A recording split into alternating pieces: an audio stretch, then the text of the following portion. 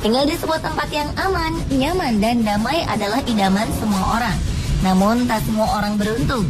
Beberapa di antara mereka harus berada di tengah-tengah konflik bersenjata, udara yang tercemar, atau tempat yang seringkali dilanda bencana alam. Tak heran kota-kota tersebut dicap sebagai salah satu kota paling mematikan di dunia. Pemirsa, kota mana sajakah itu? Simak dalam On The Spot Versus kali ini.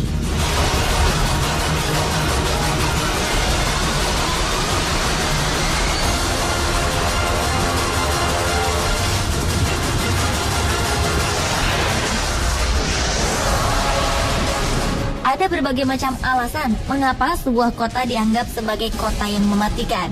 Di antaranya adalah tingginya kasus kekerasan yang terjadi. Salah satunya adalah San Pedro Sula. Kota terbesar kedua di Honduras ini merupakan tempat di mana insiden baku tembak dan kekerasan sangat sering terjadi. Setiap malam, petugas militer harus berpatroli di jalan-jalan San Pedro Sula untuk mencegah terjadinya peristiwa pembunuhan. Namun tak jarang keberadaan mereka justru menjadi sasaran empuk. Di kota ini peristiwa berdarah memang telah menjadi hal yang sangat biasa. Selama 2 tahun berturut-turut, San Pedro Sula menempati peringkat teratas dalam daftar 50 kota dengan kekerasan tertinggi di seluruh dunia. Rata-rata terjadi 169 pembunuhan setiap 100.000 penduduknya.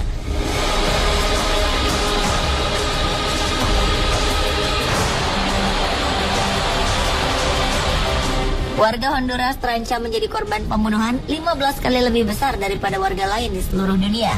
Wajar saja San Pedro Sula serupa neraka.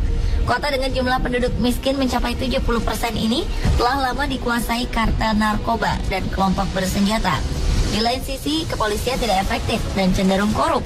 Kelompok bersenjata paling mematikan di kota San Pedro Sula dikenal dengan sebutan Maras.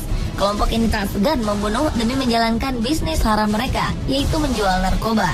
Tak jarang kelompok ini direkrut kartel narkoba dari Meksiko untuk menjadi pembunuh bayaran. Pemerintah Amerika Serikat juga aktif mendeportasi imigran kriminal sehingga mendorong munculnya masalah di Amerika bagian selatan. Beberapa tindak kriminal ini akhirnya terjadi di Honduras, di mana penegakan hukum tidak berjalan maksimal akibat minimnya aparat. Pihak berwenang telah meluncurkan operasi kilat di San Pedro Sula untuk menekan tindak kekerasan dengan menghadirkan polisi dan tentara. Sejumlah warga percaya bahwa peningkatan aparat keamanan mampu menekan angka kekerasan yang terjadi. Namun sayang, upaya ini hanya berdampak kecil dalam menurunkan angka pembunuhan.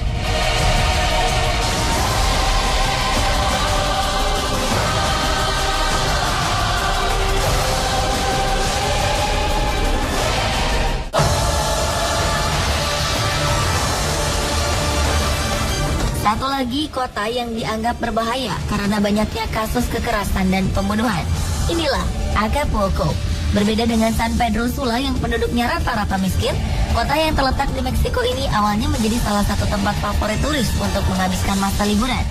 Kota ini dikenal sebagai salah satu resort pantai tertua dan paling terkenal di Meksiko. Namun, Acapulco kini kian jarang dikunjungi oleh wisatawan. Senada dengan yang terjadi di kota San Pedro Sula, masalah obat-obatan terlarang menjadi inti permasalahannya. Para wisatawan yang takut pun menghindar untuk berkunjung ke Acapulco. Seringkali wisatawan yang datang ke pantai dikejutkan dengan penemuan mayat di sepanjang pantai. Bahkan beberapa waktu lalu, polisi menemukan 15 mayat terkait dengan perang antar geng narkoba.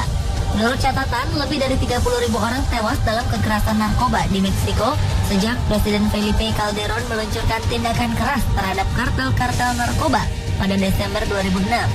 Tahun 2013 lalu saja 12.000 pembunuhan terjadi terkait perang narkoba. Wisatawan pun tak luput dari serangan geng-geng narkoba ini.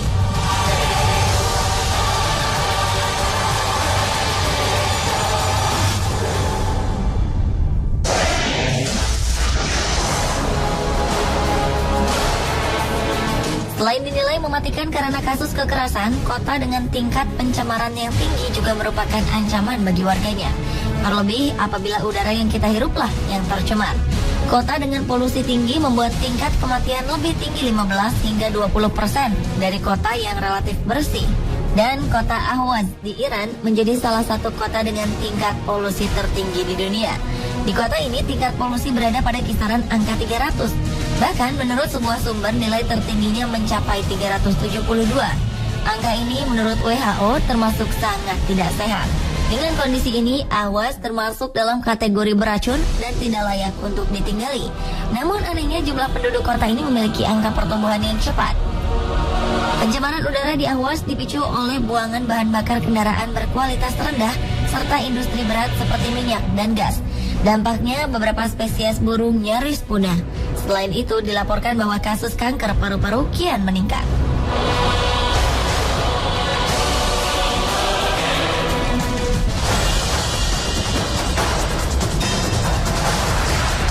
Serupa dengan yang terjadi di Awas, Iran, Ulaanbaatar juga menjadi kota dengan tingkat pencemaran udara yang sangat tinggi. Tak heran banyak warganya yang mengalami sesak napas. Polusi udara di salah satu kota di Mongolia ini disebabkan oleh pembakaran batu bara, kayu, dan bahan-bahan lain untuk keperluan pemanasan, memasak, dan pembangkit listrik. Pembangkit listrik batu bara menghasilkan asap ke langit kota yang terletak di sebuah lembah yang dikelilingi pegunungan sehingga menjebak dan menahan polusi. Di Ulaanbaatar banyak dihuni mantan penggembala dan petani yang tinggal di tenda-tenda atau gubuk-gubuk kayu. Hanya sedikit di antara mereka yang memiliki listrik. Maka mereka mengandalkan pembakaran batu bara, kayu, dan kotoran kering untuk memasak dan menjaga makanan tetap hangat. Asap pembakaran itu berkumpul dengan emisi kendaraan, menciptakan selimut kabut asap tebal yang menutupi kota hampir sepanjang tahun. Dengan tingkat polusi udara 14 kali lebih tinggi dari standar WHO, jumlah kematian prematur, bronkitis kronis, pernapasan, dan penerimaan pasien di rumah sakit meningkat pesat.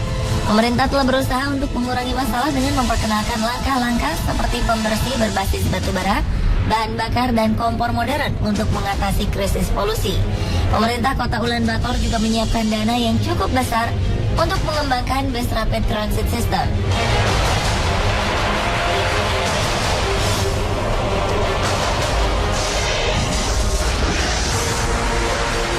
Bencana alam juga menjadi salah satu penyebab mengapa sebuah kota dianggap sebagai kota mematikan.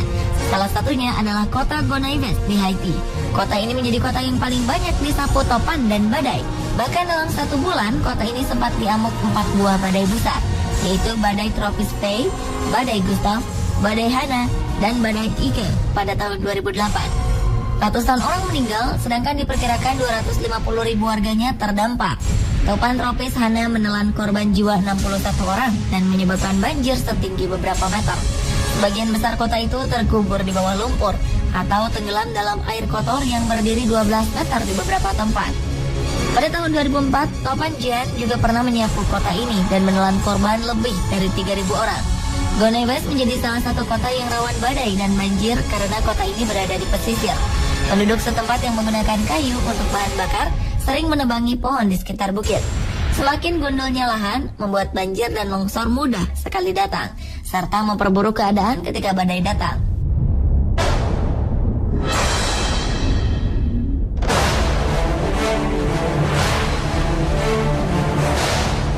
Lain dengan Gonaives yang sering kali disapu topan dan badai, Teheran merupakan salah satu kota yang dianggap mematikan.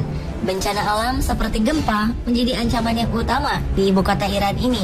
Kota yang dekat dengan jajaran pegunungan Anatolia bagian utara ini menjadi ancaman paling berbahaya di dunia.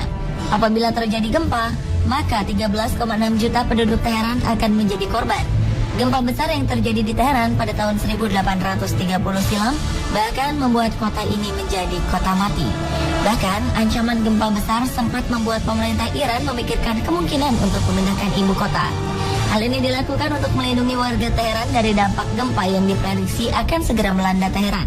Teheran termasuk kota yang beresiko tinggi terkena bencana gempa bumi karena berada di titik benturan antara lempeng Eurasia dan Anatolia. Menurut data statistik, Teheran mengalami gempa ringan hingga 3 skala Richter setiap hari.